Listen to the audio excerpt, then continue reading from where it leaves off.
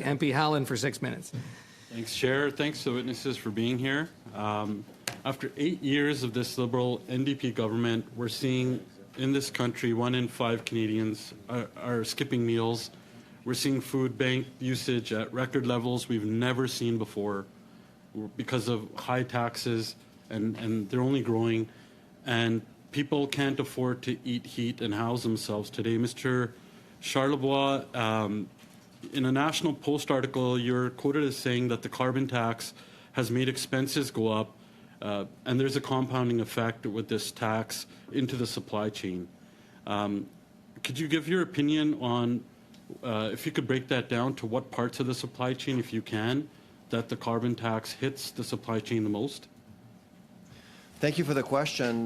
What we've noticed over the last few months, when you look at the CPI, a lot of attention is given to the CPI. I think it's really the wrong focus. We need to focus on the IPPI, the Industry Product Price Index. And if you look at pricing over the last, I'd say, 3-4 years, the IPPI has outpaced the CPI in food, which means that pressures are real across the supply chain, particularly in processing, transportation, and logistics.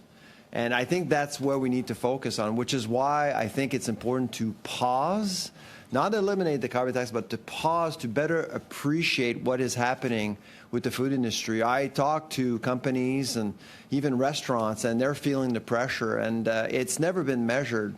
Measuring the effects of the carbon tax on retail is impossible because of all of us. Consumers impact prices every single day.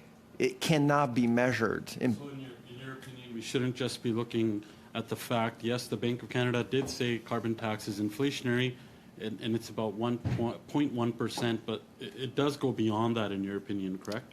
Absolutely. I did contact the Bank of Canada to ask for the arithmetic behind the 0.15%.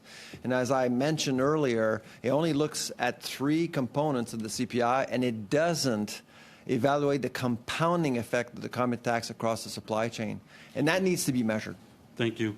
In your opinion, could you break down what groups in our society get disproportionately hit hardest by this carbon tax when it comes to buying food? Because we see that the carbon tax does have an effect on consumers when they're buying food because prices have gone up.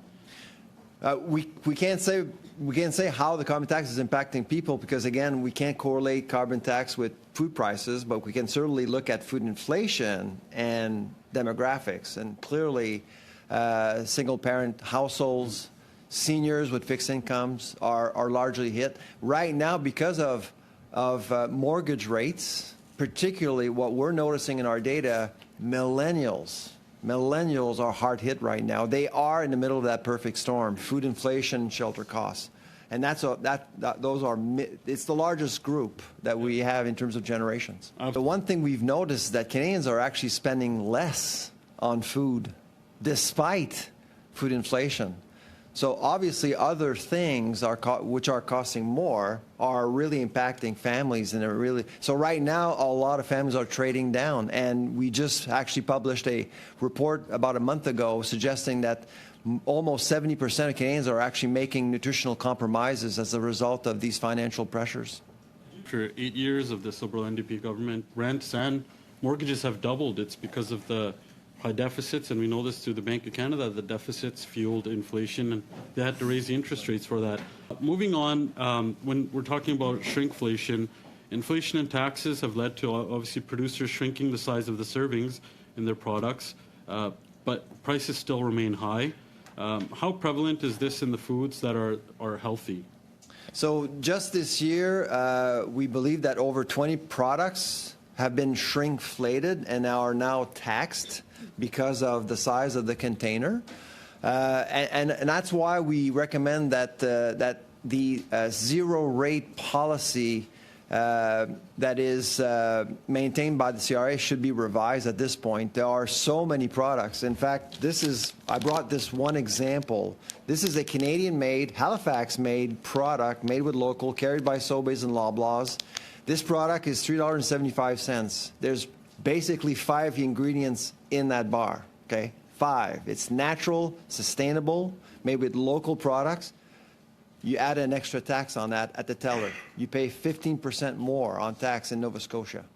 And so that's why we think that some products, a lot of Canadians think that if it's taxed, it's unhealthy. Not necessarily. This product is very healthy.